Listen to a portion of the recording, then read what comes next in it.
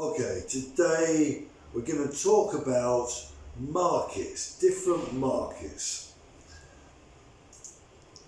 Now we're going to look at two different types of markets. An economist has identified these two types that display different characteristics. First we've got the perfect competition. They've created this model of perfect competition. Not that it exists in reality, but you do have very, very competitive markets, and then the opposite end of the scale you have monopolies, which we'll be talking about in a minute. So we'll look at those types of markets. But the perfect competition, what would it look like first? The characteristics would be you have a large number of firms. Obviously, with a lot of competition means you've got lots of firms able to do what you're doing. And each firm would produce an identical product. Remember, if you make the products different, if they differentiate the products, you're actually creating a different market. You've got the car market, but then you've got the expensive car market and the cheaper car market. So to look at a market, you need to look at the identical products in this context. Also, each firm would know exactly what the others produce and the price, etc. So they have all the information so they can respond adequately. This doesn't happen often. Companies don't know what the others are doing, and information is very restricted. But in a perfect competition, it would be very transparent, very open. Companies would be able to look at exactly what's going on in the market and respond quickly. In that way, they can respond quickly. There will be no barriers to entering and leaving the market. Often there are barriers. For example, if I want to start a firm producing oil, I need a lot of money. It takes a huge amount of capital. That is a barrier. Or maybe technological company, I need the expertise. That's a barrier. But in a model which is a perfect competition, there are no barriers to entering or leaving the market. Barriers to leaving the market would be that you've invested a lot of money in equipment that can't be used for other things, like an oil rig, for example. If that's already standing, it's not easy to walk away. A lot of money there, a lot of investment. There would also be a large number of buyers, not just sellers, but buyers. So, the buyers are competing too. The buyers are competing with each other and able to play the sellers off against each other. So they can say, it's cheaper down there, so we'll go down there, etc. So there's a lot of buyers too. And that creates perfect competition. Now, in these cases, in this situation where there's perfect competition, the price would be at the minimum. Remember, competition is a race to keep the customers happy, and the customers would want the cheapest price. There's not any difference with the products, there's not fashion or whatever. There's lots of different companies to choose from. And there's lots of buyers, so you can't just, one deal might not mean the end of it continues after one customer's bought, because there's lots of customers. So that has the tendency of pushing the price to the minimum, keeping the customer as happy as possible. In a free market, in a very competitive market, shall we say, the customer is king. The customer is very important. It's the opposite for a monopoly. A monopoly The characteristic is you have just one firm, one company. And normally a characteristic is that it's very difficult to enter the industry. This might be for legal reasons, it might be illegal, like in water production in Italy is public. You can't just open a water company selling water through the taps. Or it might be natural. Maybe, you've got, for example, one system for the water, pipes, or even on a train. For the trains, there's one track. You can't build many tracks. So you have one track, and that creates a monopoly situation because you've got that barrier of entering the market.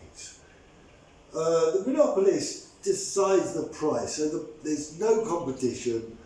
The monopolist is a giver of the price. It doesn't take the price from the customer, which happens in a competitive market. The customer is normally the one that gives the price because they've got to be kept happy. In a monopoly market, the monopolist can decide the price knowing the customer has no choice. If the customer really wants their product, then they'll pay a higher price. And this means a monopolist can make more profit at the expense of the high price to the consumer. So the monopolist can think of his interests much more than the interests of the consumer. The interest of the consumer is less considered. But there are advantages to a monopoly situation. You've got, for example, a monopoly, like I said, with trains. You can't have two tracks going in the same direction, and the trains going in the same direction, because it's a duplication of cost. It costs a lot of money.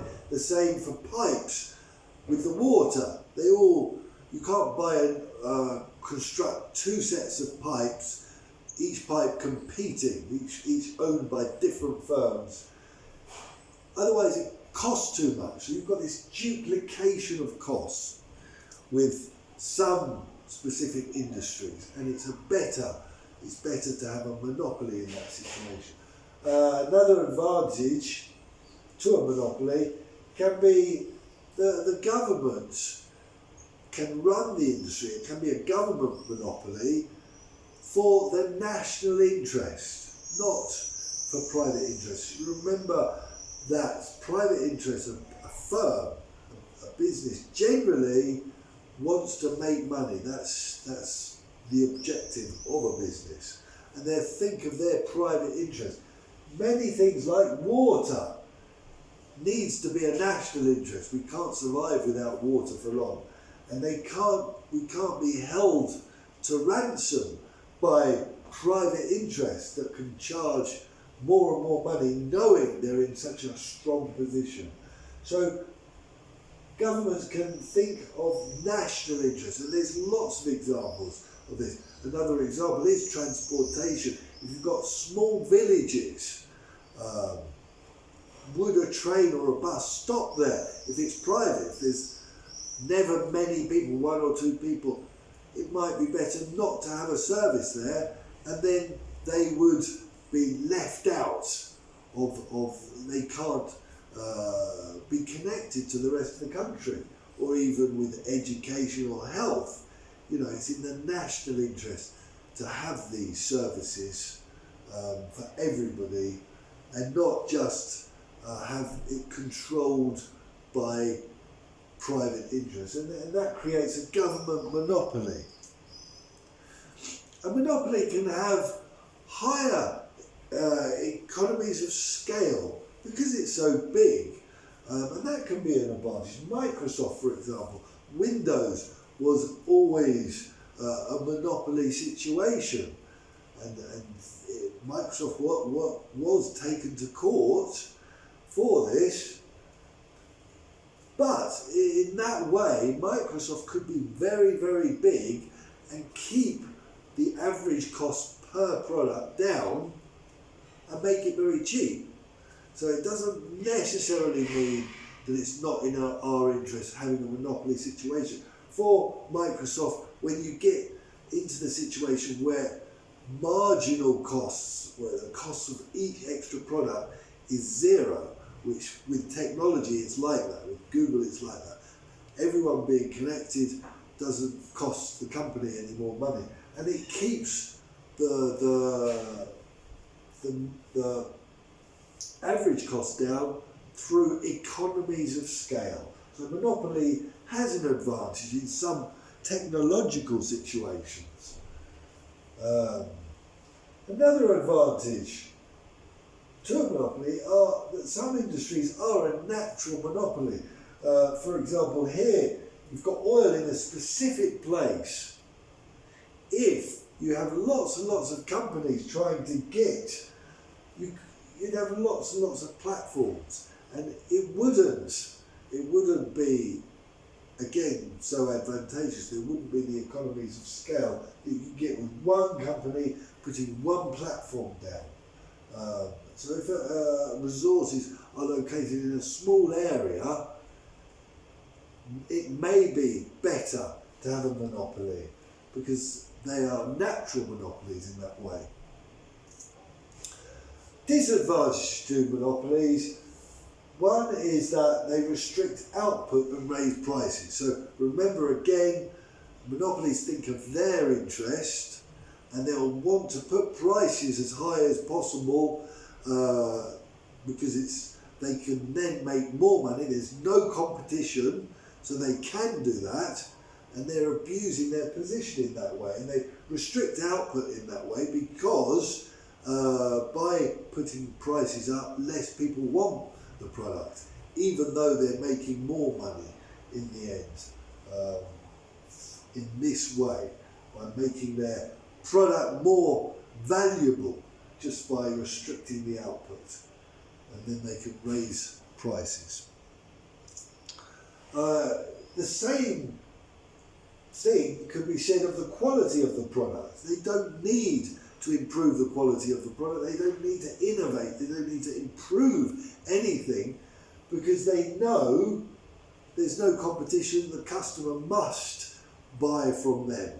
And so they become very lazy. Monopolies can become very non-dynamic. They don't change. They don't evolve. They don't try to progress. Things stay the same because they're very profitable anyway. There's no pressure. With competition, there's always a pressure to be more, to be better than the competition and to improve your product. And so one big disadvantage to a monopoly is that they make abnormal profits. So they can abuse their position, and in that raising prices, restricting output, not investing in quality or innovation or research and development, but still make lots and lots of money because people must buy from them. There's no competition. So in that way, it's a big disadvantage.